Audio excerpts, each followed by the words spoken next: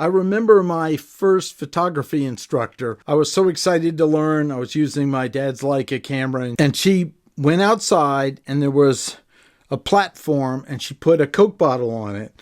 And she said, I don't want you to go any further till you take 5 unique photos of this Coke bottle.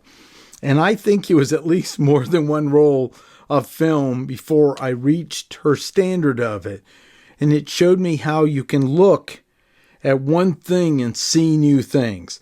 And when she went out with me, she showed me like 5 or 7 other perspectives right away. And it was such a valuable lesson in photography that one can see the world around them over and over and see new things. We're seeing people get interested in film again, which is fascinating. Of course, I grew up in the world of film.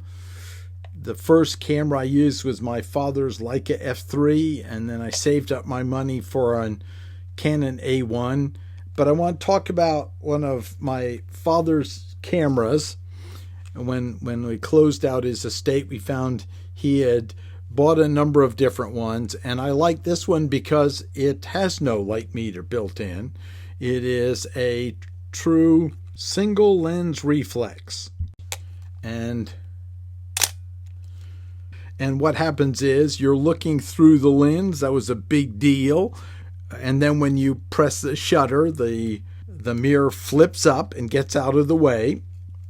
And I'm going to take it off so we can look inside. See the little mirror in there. And so when you cock it, what it's going to do is lift the mirror. You're looking through and you can see through the lens. Then it gets the mirror out of the way, takes the picture and puts it back down. And the idea is to minimize the vibration so it doesn't add to problems with the camera. So there's a lot of engineering in this. And there's the lens, and you can see the aperture on it as well. Of course, this has become quite popular again, film cameras.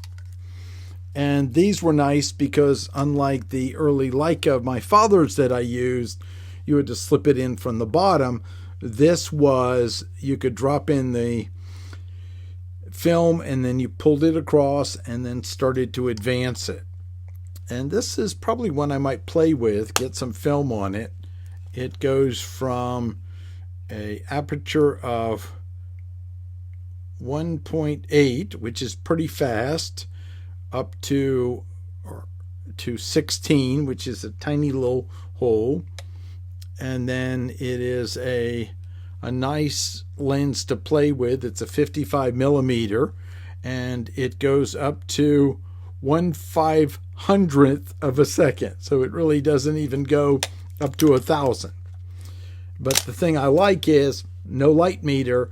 So that's easy to do with a app. And this will probably be one I play with a little bit. The idea is we're controlling how much light comes in by controlling the aperture, how big it is to let in light, and how long we let the light in that exposes to this film that then is developed, so then they can shine light through it onto the paper, which also has silver crystals in it, and make prints. So it's a multi-step process, but I like this little guy. This is an SR-1. I thought I'd take a moment and show it.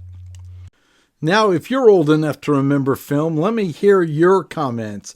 What was your first camera? What was your first experiences? How did you learn? Olga had a Leica M2, which I envied very much. Mine was an F3. It's a less expensive type of Leica. But I want to hear yours. Let's hear, what did you like? What are you shooting now? I shoot a Sony mirrorless camera, which I love. Have a great day. Remember to click subscribe and the bell, and look forward to hearing your comments and your relationship to film as well.